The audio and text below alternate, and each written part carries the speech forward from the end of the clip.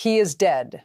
The supreme leader of the Islamic Republic of Iran, Ayatollah Ali Khamenei, the man who ruled Iran with absolute authority for 35 years, the man who controlled Iran's nuclear program, missile arsenal, and proxy forces across the Middle East, the man who survived 8 U.S. presidents and countless assassination attempts, is dead.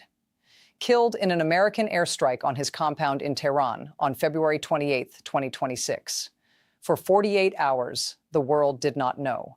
Iran refused to confirm. U.S. intelligence believed he was dead, but could not verify. Israeli sources said they hit the compound, but did not know if Khamenei was inside. And then today, March 1st, 2026, Iranian state television made it official. In a somber broadcast with anchors dressed in black, Iran confirmed that Ayatollah Ali Khamenei was martyred during the Zionist American aggression.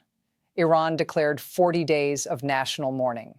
And within minutes of that announcement, President Donald Trump declared victory, stating that one of the most evil leaders in the world has been eliminated. The architect of Iran's nuclear program is gone. The sponsor of terrorism across the region is dead. And America, according to Trump, has just changed the course of Middle Eastern history.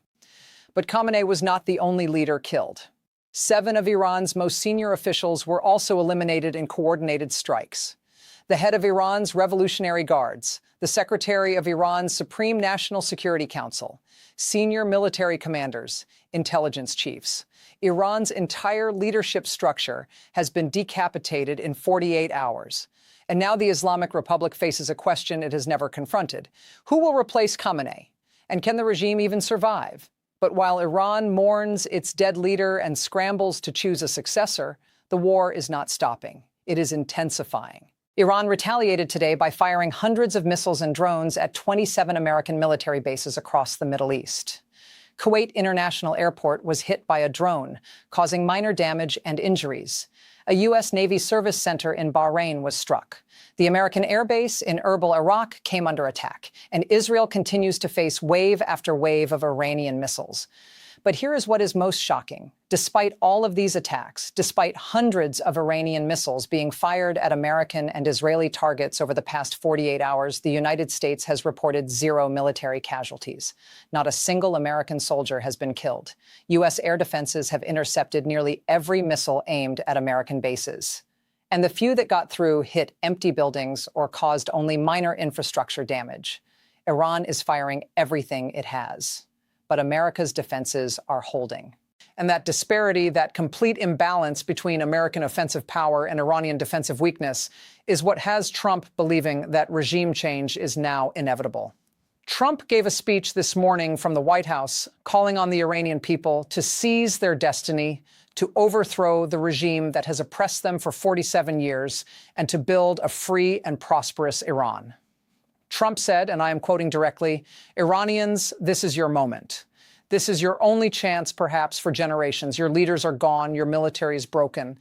Now is the time to take control of your country." But before we get to what happens next, before we analyze whether the regime will collapse or survive, we need to understand exactly what happened in the last 48 hours. How Khamenei died, who else was killed, how Iran retaliated, and why Trump believes this is the turning point that ends the Islamic Republic. Let me take you through the timeline of Khamenei's death because the details matter, and because this is potentially the most significant assassination in Middle Eastern history since the killing of Osama bin Laden. On the night of February 27th, 28th, as the first wave of American and Israeli strikes hit targets across Iran, U.S. intelligence agencies were tracking Khamenei's location using signals intelligence, satellite reconnaissance, and likely human sources inside Iran. Khamenei was not at his public residence in northern Tehran. He was at a secure compound in the Bagh-e Ferdows neighborhood, a heavily fortified location with underground bunkers designed to survive airstrikes. U.S. intelligence believed Khamenei was sheltering there along with other senior officials. At approximately 4:30 a.m. Iran time on February 28th, a US B-2 Spirit stealth bomber released a GBU-57 Massive Ordnance Penetrator bomb over the compound. The GBU-57, also called the MOP, weighs 30,000 pounds and is specifically designed to destroy deeply buried hardened targets. It can penetrate up to 200 feet of earth and 60 feet of reinforced concrete before detonating. The bomb hit the compound and burrowed deep underground before exploding. The blast was so powerful that it registered on seismographs as a small earthquake. Satellite imagery taken hours later showed a massive crater where the main building had stood. But for 48 hours, no one knew if Khamenei had been killed. Iran's state media showed no images of him. There were no statements from his office. Iranian officials refused to confirm or deny anything. And U.S. intelligence, while confident the strike was successful, could not verify his death without visual confirmation or Iranian admission. Then today, March 1st, Iranian state television interrupted regular programming to make a special announcement. The broadcast opened with a photo of Khamenei and solemn Quranic recitation. The anchor, dressed in black, stated, "The Islamic Republic of Iran announces with great sorrow that the Supreme Leader, Ayatollah Sayyid Ali Hosseini Khamenei, was martyred during the barbaric Zionist American aggression against our nation. The Supreme Leader gave his life in defense of Islam and the Iranian people. The nation will observe 40 days of mourning." That announcement confirmed what U.S. intelligence had believed but could not prove. Khamenei is dead. The man who controlled every aspect of Iranian policy for 35 years, who had the final say on nuclear negotiations, military operations, and domestic politics, is gone. And his death creates a leadership vacuum that threatens the regime's survival. But Khamenei was not the only senior official killed. According to reports from Iranian opposition groups and confirmed by U.S. intelligence sources cited by CNN and Reuters, at least 7 other top Iranian officials were killed in strikes over the past 48 hours. The list includes Major General Esmail Ghaani, the commander of the Quds Force, Iran's elite external operations unit. Ghaani replaced Qasem Soleimani after Soleimani was killed by a U.S. drone strike in 2020. Now Ghaani is also dead. Major General Mohammad Pakpour, the commander of the IRGC Ground Forces, was killed in a strike on a Revolutionary Guard base near Tehran. Ali Shamkhani, the secretary of Iran's Supreme National Security Council and a close advisor to Khamenei, was killed in the same strike that killed Khamenei. Multiple senior IRGC intelligence officers were killed in strikes on intelligence facilities. And several members of Iran's Assembly of Experts, the body responsible for choosing the next supreme leader, were also killed. This is not just the death of one leader. This is the systematic decapitation of Iran's entire command structure. The supreme leader, the heads of military and intelligence services, key advisors, all eliminated within 48 hours. Iran has never experienced anything like this. And the regime is now in crisis mode, trying to figure out who is in charge and how to respond. Iran's constitution provides a process for replacing the supreme leader.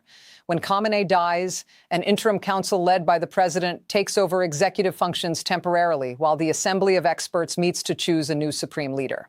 President Masoud Pezeshkian, who was also targeted but apparently survived, has assumed temporary leadership as part of this interim council. And the Assembly of Experts, which consists of 88 senior clerics, is being convened to select Khamenei's successor. Historically, this process could take weeks or months, but Iran is at war. The regime does not have weeks to debate theology and politics. Iran needs a leader now, so the Assembly is meeting an emergency session, likely today or tomorrow, to choose someone quickly. The problem is that the Assembly itself has been weakened. Several of its members were killed in the strikes. Others are afraid to gather in one location because that location could be targeted by American bombs. And the clerics who remain are divided over who should lead. There are hardliners who want someone like Ebrahim Raisi, Iran's previous president and a conservative cleric. There are moderates who prefer someone more pragmatic. And there are Revolutionary Guard commanders who believe a military figure should take control. This internal division, combined with the ongoing war and the fear that any new leader could also be assassinated, makes it unclear whether Iran can even select a new supreme leader before the regime collapses.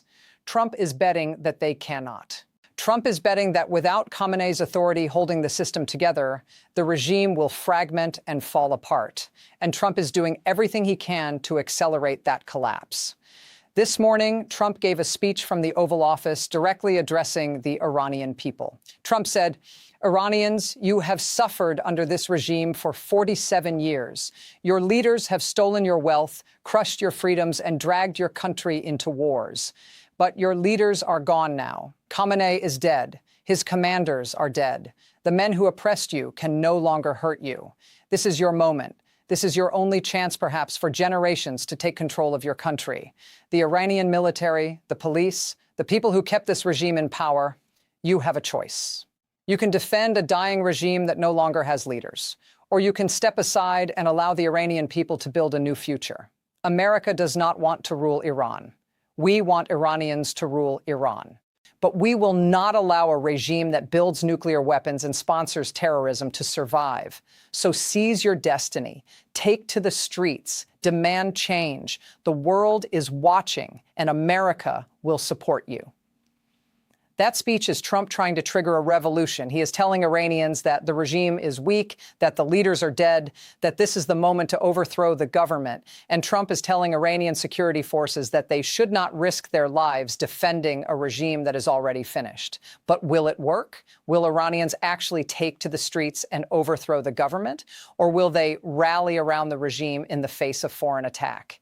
The answer depends on whether Iranians blame the regime for provoking this war or whether they blame America for killing their leaders. If Iranians believe that Khamenei and the regime brought this catastrophe on themselves by refusing to negotiate and by pursuing nuclear weapons, then Trump's call for revolution might resonate. Iranians might see this as the moment to finally rid themselves of the clerics who have mismanaged the country for decades. But if Iranians view this as an unprovoked American attack on their sovereignty, if they see Khamenei as a martyr who died defending Iran, then Trump's speech will backfire. Iranians will rally around whatever government emerges to replace Khamenei, and the regime will survive. We do not know yet which narrative will dominate. Social media from inside Iran shows mixed reactions. Some Iranians are celebrating Khamenei's death, calling him a dictator and tyrant. Others are mourning, calling him a hero who stood up to America. The next few days will reveal which sentiment is stronger. But while Iran grapples with this internal crisis, the war is continuing. And Iran's retaliation, though largely ineffective so far, is escalating. Let me tell you exactly what Iran has done in the last 24 hours, because the scope of Iran's response is unprecedented. According to the Pentagon, Iran has launched attacks on 27 American military bases and facilities across the Middle East. 27. That includes bases in Iraq, Syria, Kuwait, Bahrain, Qatar, the United Arab Emirates, Jordan, and Saudi Arabia. Iran is attacking every location where U.S. troops are present. The attacks have involved ballistic missiles, cruise missiles, drones, and in some cases, rocket fire from Iranian proxy forces on the ground. One of the most dramatic attacks hit Kuwait International Airport this morning. Iranian drones, likely Shahed-136 loitering munitions, struck the civilian airport, causing damage to terminal buildings and injuring several people. This is significant because Kuwait is not a combatant in this war. Kuwait hosts U.S. forces, but has not participated in strikes on Iran. Yet Iran attacked Kuwaiti territory, dragging Kuwait into the conflict. Kuwait's government condemned the attack and stated that Kuwait will defend its sovereignty. In Bahrain, a U.S. Navy service center near the port of Minab was hit by a missile. The building sustained damage, but there were no casualties. And at Erbil Air Base in northern Iraq, where U.S. troops are stationed, Iranian drones struck the runway and support facilities. Again, no American casualties were reported. In fact, the Pentagon confirmed this afternoon that despite 27 separate attacks on U.S. facilities, there have been 0 American military deaths, not a single soldier killed. Some contractors and civilians at facilities like Kuwait Airport have been injured or killed, but American troops themselves have not suffered casualties. This is due to a combination of factors. First, U.S. intelligence detected the missiles being prepared for launch and warned base commanders to take shelter. Second, American air defenses, including Patriot and THAAD missile defense systems, have intercepted most of the incoming missiles. And third, the few missiles that got through hit empty buildings or areas where no troops were present. Iran is firing hundreds of missiles, but the strikes are not achieving the goal of killing Americans and forcing Trump to stop. Instead, the failed attacks are demonstrating Iran's military weakness and reinforcing Trump's narrative that Iran is powerless to stop the United States from dismantling the regime. Israel has also been under continuous attack. Iran has fired multiple waves of ballistic missiles and drones at Israeli cities over the past 48 hours. Israeli air defenses have shot down the majority of these threats, but some have gotten through, causing damage to buildings in Tel Aviv, Jerusalem, and other areas.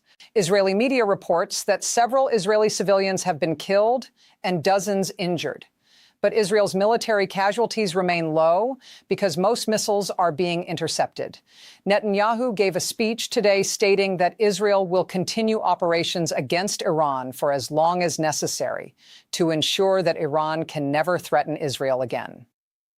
Netanyahu also confirmed that Khamenei was killed in a joint U.S.-Israeli operation, and that Israel takes pride in eliminating one of the greatest enemies of the Jewish people. But the death toll inside Iran is far higher than anything Israel or America has suffered. According to reports from Iranian opposition groups and human rights organizations, at least 201 Iranian civilians have been killed in the strikes over the past 48 hours. The deadliest single incident occurred in the city of Minab in southern Iran, where a bomb hit an elementary school, killing 148 girls. The girls aged 7 to 12 were sheltering in the school building when the strike hit. Iranian state media showed footage of devastated parents pulling children's bodies from the rubble. The images are horrific, and Iran is using them to claim that America is committing war crimes and deliberately targeting civilians. The United States denies this. The Pentagon stated that all strikes are targeting military and leadership facilities and that any civilian casualties are unintentional, and the result of Iran placing military assets near schools and hospitals. But the images of dead children are powerful propaganda for the regime, and they complicate Trump's narrative that America is liberating Iranians. How can you claim to be helping the Iranian people when 148 girls are dead? So where does this go from here? What happens in the next 24 to 72 hours that will determine whether the regime survives or collapses? There are three critical variables to watch. First, who does the Assembly of Experts choose as the new supreme leader? If they choose a hardliner who vows to continue Khamenei's policies and fight America to the death, the war will continue and intensify. But if they choose someone pragmatic who signals willingness to negotiate and end hostilities, there could be a path to a ceasefire. Second, does the Iranian military stay loyal to the regime? If senior military commanders decide that defending a dying government is pointless and stage a coup, the regime could collapse within days. But if the military stays loyal and continues to follow orders, the regime can survive even without Khamenei. Third, do the Iranian people take to the streets and demand change? If mass protests erupt in Tehran, Isfahan, and other cities, and if those protests are large enough that the security forces cannot suppress them, the regime could fall. But if the public stays home or rallies around the government, Trump's call for revolution will fail. Over the next 48 to 72 hours, watch for these indicators. Watch Iranian state media for any announcement of a new supreme leader. If they move quickly and install someone, it shows the regime is still functioning. If there is silence and chaos, it suggests internal collapse. Watch for reports of military movements, particularly if Revolutionary Guard units start clashing with regular army forces, which would indicate a coup or power struggle. And watch social media from inside Iran for signs of protests or public unrest. President Trump believes that Khamenei's death is the beginning of the end for the Islamic Republic. Trump stated today that the most evil leader in the world has been eliminated and that the Iranian regime's days are numbered. Trump said America will continue strikes for as long as necessary to ensure that Iran never threatens the world again. But Trump also offered an off-ramp. He said that if Iran's new leaders, whoever they are, agree to dismantle the nuclear program, destroy all ballistic missiles, end support for terrorist groups, and allow a democratic transition, the United States will lift sanctions, provide economic aid, and help Iran rejoin the international community. That offer is Trump's carrot to go along with the stick of continued bombing. Trump is saying, you can have peace and prosperity if you surrender completely, or you can keep fighting and we will destroy everything you have. But history suggests that ultimatums rarely work. Countries under attack tend to rally around their governments, not overthrow them. And Iran has a long history of defying foreign pressure and surviving against the odds. The Islamic Republic has endured 8 years of war with Iraq, decades of sanctions, multiple rounds of international isolation, and numerous attempts at regime change. Each time, the regime adapted and survived. So the question is not whether Khamenei is dead. He is. The question is whether his death is the fatal blow that brings down the regime or just another challenge that Iran will survive. And we will know the answer very soon. 40 days of mourning have been declared. But the war is not waiting. Strikes continue. Missiles are flying, and the fate of Iran hangs in the balance. Subscribe and turn on notifications because this story is far from over. Khamenei is dead, but the Islamic Republic is still standing for now.